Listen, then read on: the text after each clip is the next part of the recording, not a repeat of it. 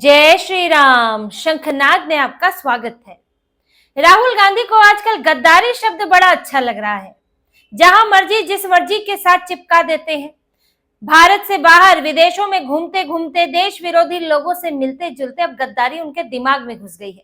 कुछ महीनों पहले रवनीत सिंह बिट्टू को गद्दार बोला था। My traitor friend Ravneet Singh Bittu, जिनके दादाजी बेअंत सिंह जो खालिस्तानियों से लड़ते हुए मारे गए।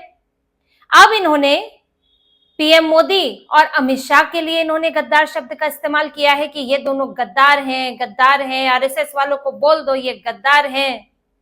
राहुल गांधी जो एक गद्दार बोल रहे हैं, कांग्रेस के ही लोगों को ये यकीन नहीं होगा, हंसी आ जाएगी जब उनसे कोई बोलेगा कि पीएम मोदी और अमित शाह गद्दार हैं, देश विरोधी हैं। राहुल गांधी को एक बार कोई बोले तो उनके नेता जरूर चकरा जाएंगे कि हाँ भाई बड़ा विदेश जाता है, क्या पता क्या कर रहा है, सोरोस के लोगों से मिलता है। लेकिन पीएम मोदी और अमित शाह को लेकर तो इनके अपने लोग ही नहीं मानेंगे। लेकिन राहुल गांधी को बोलना है, क्योंकि राहुल गांधी को दूसरों का अपमान करने की आदत हो गई है। कभी ये पीएम मोदी के बारे में तो उटपटांग बातें बोलते ही हैं, कभी इनकी पार्टी में पीएम मोदी की मां को गाली दे दी जाती है, कभी ये वीर सावरकर के बारे में अपमानजनक बातें बोलते हैं और इनके ऊपर केस चलता है। कभी तो अपने देश भारत के बारे में ही अपमानजनक बातें बोलते हैं, तो केस इनके ऊपर अब भी हो गया है। राहुल गांधी ने पीएम मोदी और अमित शाह के खिलाफ जो बयान दिया रायबरेली से और उन्हें गद्दार कहा, उसके खिलाफ बीजेपी युवा मोर्चा के प्रवक्ता हैं अभिषेक दुबे, उन्होंने दिल्ली पुलिस में शिकायत दर्ज कराई है और राहुल गांधी के खिलाफ एफआईआर दर्ज करने की मांग की है। राहुल गांधी ने अगर गद्दार बोला है तो अब उन्हें साबित भी करना होगा कि कैसे गद्दार है पीएम मोदी, अमित शाह कैसे गद्दार है। जैसे कि पवन खेड़ा फंसे हुए हैं, असम जाना पड़ रहा है, बार बार इनके नेताओं को बुलाया जा रहा है। अब सुरजेवाला भी जाने वाले हैं, इन्होंने भी यही कहा था। रिनिकी भुइयां ने धोखाधड़ी की, पासपोर्ट नकली पासपोर्ट है या इनके पास एक से ज्यादा पासपोर्ट है, ये सब इन्होंने किया। और अब जो है पवन खेड़ा जो है जेल के चक्कर, वहां पर क्राइम ब्रांच के दफ्तर में चक्कर लगा रहे हैं। तो ऐसे ही राहुल गांधी की मुसीबतें भी बढ़ सकती है। और केस तो यहाँ दिल्ली में दर्ज हुआ है। एफआईआर अगर होगी इस पर तो राहुल गांधी को पूछताछ के लिए भी बुलाया जा सकता है कि आप बताएं कि किस आधार पर गद्दार है, या तो फिर माफी मांगे। ये माफी मांगने से तो इनकार कर रहे हैं कि नहीं हम तो माफी नहीं मांगेंगे। रेवंत सिंह बिट्टू पर तो मांगनी पड़ी थी इन्हें माफी, क्योंकि सिखों का मामला हो गया था। अब ये कह रहे कि नहीं हमने तो बिल्कुल सही बोला तो कोर्ट में साबित करना कि सही बोला है। देखिए सजा तो इन लोगों को, कई मामले चल रहे हैं उसमें तो ये लोग कई तिकड़म निकाल लेते हैं, लेकिन जो पुलिस के पास चक्कर काटने पड़ते हैं उसको तो आप नहीं रोक सकते। राहुल गांधी के खिलाफ उनके घर पर एक बार पहले भी पुलिस पहुंची थी, जब इन्होंने लड़कियों के साथ रेप हुआ ऐसी कहानी एक सुनाई थी अपनी यात्रा के दौरान, तो इन्हें पुलिस को जवाब देना पड़ा था। अब कुछ ऐसा जवाब इनसे इस पर भी मांगा जा सकता है कि भाई किस आधार पर आप गद्दार कह रहे हैं। क्या जिस तरह की इनकी गतिविधियां हैं, क्या ये कोई बाहर से इनका कोई इनको आदेश आया है? क्या कोई विदेशी ताकतें हैं इनके पीछे? क्या कोई टूल किट का हिस्सा है? तो आप ये बताएं कि ये दोनों कैसे गद्दार हैं। तो राहुल गांधी के इस मामले पर शिकायत दर्ज हुई है, इस पर एफआईआर होगी। अगर कोर्ट में ये मामला जाएगा तो राहुल गांधी को साबित करना पड़ेगा कि पीएम मोदी अमित शाह गद्दार हैं। नहीं कर पाएंगे तो माफी मांगिए फिर। तो राहुल गांधी के ये गद्दार वाले बयान से कांग्रेस, जो पहले ही 28-30 इनके ऊपर केस चल रहे हैं, उसमें एक केस और बढ़ गया है। और ये तो दिल्ली में है कि राहुल गांधी को जब पूछताछ होगी तब आना पड़ेगा दिल्ली से बाहर। आप दूसरे मामलों के लिए कहते रहते हो दिल्ली में है हम आ नहीं सकते, अब तो आप दिल्ली में ही बैठे रहते हैं। तो इस शिकायत पर जाइए और पुलिस आपसे पूछेगी, तो इनका गद्दारी का बयान इनके ऊपर जरूर भारी पड़ेगा। लेकिन इस केस के अलावा राहुल गांधी ये इनकी जो गद्दारी की बात ये दूसरे के लिए करते हैं, इनकी वो स्थिति है कि ये देश के लिए तो देश विरोधी काम तो करते हुए नजर ही आते हैं। ये उन लोगों में से हो गए हैं जिनकी अपने परिवार, अपनी पार्टी से भी जिनकी निष्ठा नहीं है, उसके साथ भी गद्दारी करते हैं। राहुल गांधी की ऐसी स्थिति देखने को मिली हाल में तमिलनाडु में जो हुआ है। ये व्यक्ति जो दूसरों पर सवाल उठाता है वो तो खुद का भी नहीं है, यानी कि अपने परिवार का भी नहीं है। अभी तमिलनाडु में जोसेफ विजय जो मुख्यमंत्री बने हैं, वो लिट्टे प्रमुख प्रभाकरण उनकी पुण्यतिथि पर श्रद्धांजलि देने पहुंचे। श्रद्धांजलि दी क्योंकि इनको तो हमेशा अलगाववादी भावनाओं को बढ़ाए रखना है, तमिल के नाम पर, कि देश को कि हर इनका बस चले तो हर राज्य में एक अलगाववादी भावनाएं पैदा कर दें और देश को टुकड़ों में बांट दें। यही डबल पॉलिटिक्स थी। अब ये जो जोसेफ विजय है, अभी तो ये आदमी थोड़ा सा भटका हुआ है, समझ नहीं आ रहा इधर जाए उधर जाए, अभी तो शेप नहीं ले रही है इसके विचार, तो इसलिए सब कुछ करने में लगा हुआ है, थोड़ा इधर का मान लो थोड़ा उधर का मान लो। तो वहां लिट्टे प्रमुख को ये श्रद्धांजलि देने पहुंचा था।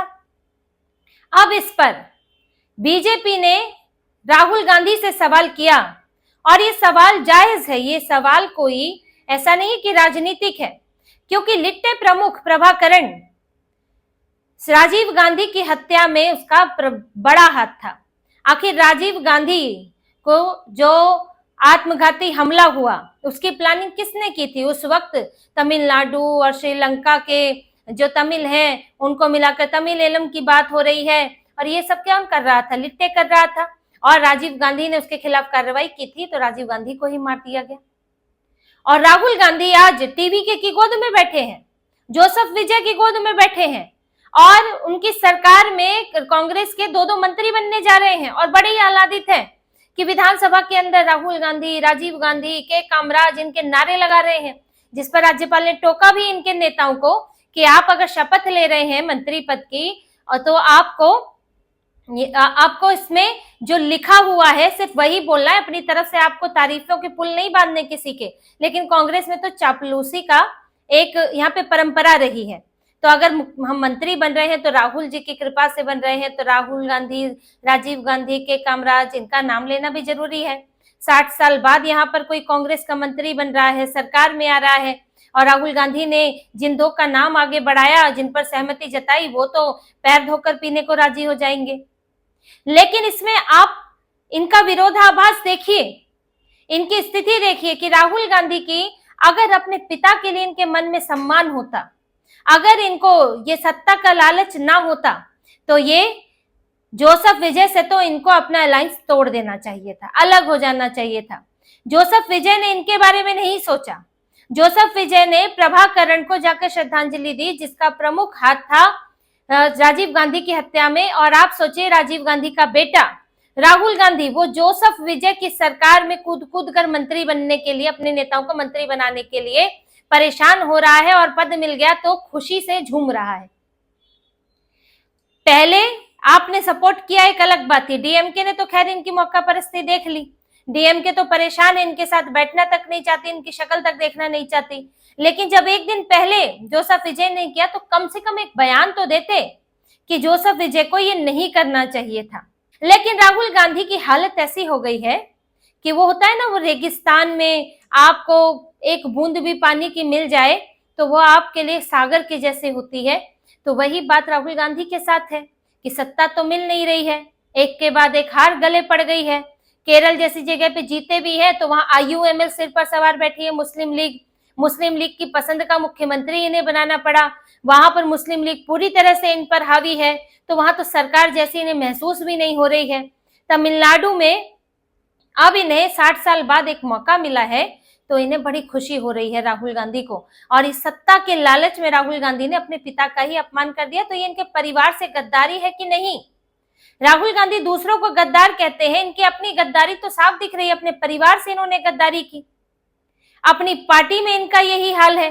पार्टी के नेताओं को बोलते हैं 5-2.5 साल का डीके शिव कुमार और सिद्धारमैया के बीच 2.5 साल का हम आपको रखेंगे, लेकिन जब मौका आता है बदलने का तो बदलते नहीं है। वहां इनकी गद्दारी चलती है। अपनी कुर्सी बचाने के लिए जो बंगाल के नेता हैं वो बार बार कहते हैं कि ममता बनर्जी के हमें खिलाफ लड़ना चाहिए, हमें पुरजोर तरीके से उठना चाहिए। लेकिन राहुल गांधी को तो अपना लोकसभा नजर आता है, तो अपने लिए ये वहां के नेताओं की बातों को ठुकरा देते हैं, नजरअंदाज कर देते हैं। ये गद्दारी नहीं है। राहुल गांधी जो दिन रात गद्दारी ही करते हैं और देश के साथ जो करते हैं वो तो सबके सामने है। चीन का गुणगान करेंगे, पाकिस्तान के लिए इनकी पार्टी के नेता सॉफ्ट हो जाते हैं, पाकिस्तान पे बड़ा प्यार आता है। इनके सैम अंकल दिन रात भारत को गाली देते रहते हैं। विदेशों में जाकर राहुल गांधी भारत के खिलाफ साजिशें रच रहे हैं, साजिशें रचने वालों से मिल रहे हैं, भारत के खिलाफ ऐसे ऐसे बयान देते हैं जिसमें क्या कहते हैं, डिफेंडर्स ऑफ डेमोक्रेसी कुछ करें। क्या ये गद्दारी नहीं है कि आप दूसरे देशों को बोल रहे हैं कि भारत में दखल दें? तो राहुल की गद्दारी तो जग जाहिर है। तो जिस आदमी का पूरा व्यक्तित्व ही गद्दारी से भरा हुआ हो, उसको दूसरों में भी वही नजर आएगा।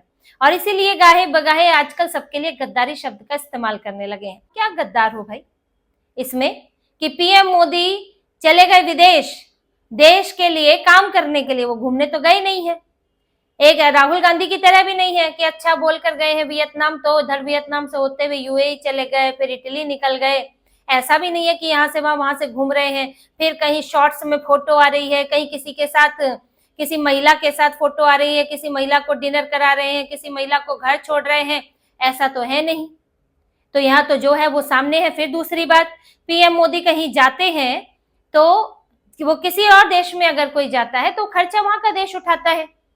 भारत में कोई राष्ट्राध्यक्ष आता है किसी देश का तो भारत खर्च उठाता है, पीएम मोदी कहीं जाते हैं तो वो देश खर्च उठाता है, भारत का तो एक पैसा उसमें नहीं लगता। क्या खर्चा लग रहा है? फ्यूल का खर्चा लग रहा है, इसके अलावा तो कोई खर्चा है नहीं। और इस भारत को ऐसा दौरा, उससे फायदा हुआ है, भारत में निवेश आया है।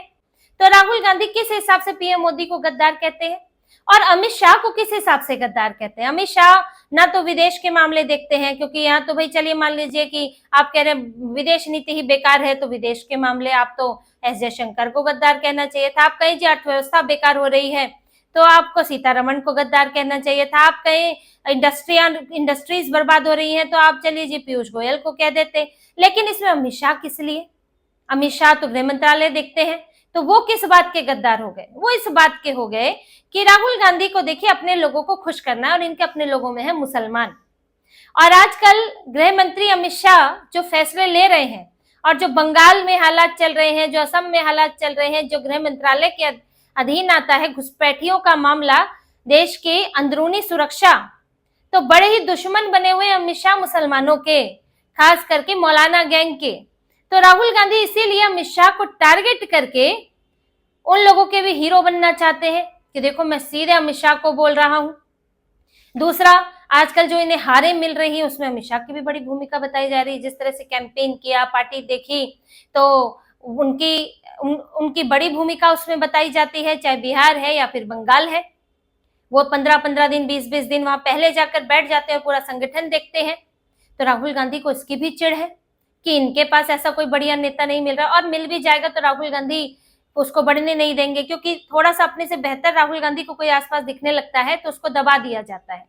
ऐसा ना हो कि कोई नया नेतृत्व पैदा हो जाए और हम जो बढ़िया अपना ये कांग्रेस की मलाई खा रहे हैं, कमाई तो छोड़ दीजिए, कांग्रेस की मलाई खा रहे हैं, वो फिर हमारे हाथ से निकल जाएगी। तो राहुल गांधी इसीलिए पीएम मोदी और गृह मंत्री अमित शाह के पीछे पड़े। पर इनके बयान पवन खेड़ा की तरह ही इनके लिए मुश्किल खड़ी करेंगे, और कई इनकी मुश्किलें खड़ी हुई हैं। कई मामले ऐसे हैं जो अपने अंतिम चरण में हैं। कई जो वीर सावरकर का मामला था उसमें तो उन्होंने सीडी गायब करवा दी, सीडी गायब हो गई, जो सबूत था फिर से मंगाई गई है, वरना तो ये बुरी तरह फंसने वाले थे। अब यही मामला है, इस पर भी इनको जवाब देना पड़ेगा। और अगर पीछे पड़ जाए अच्छे से इस मामले में तो राहुल गांधी की हालत खराब हो जाएगी। इनको बताना पड़ेगा कि आपने कैसे देश के प्रधानमंत्री और गृह मंत्री को गद्दार बोला, आप इस बात को साबित करें। तो ये उल जलूल लुंज पुंज बयान देना, ऐसे ही कुछ भी बोल देना राहुल गांधी पर भारी पड़ सकता है। तो इसी तरह की और खबरें और विश्लेषण आपके लिए लाते रहेंगे, हमसे जुड़े रहिए, सब्सक्राइब कीजिए, कमेंट कीजिए। बहुत बहुत धन्यवाद। जय श्री राम।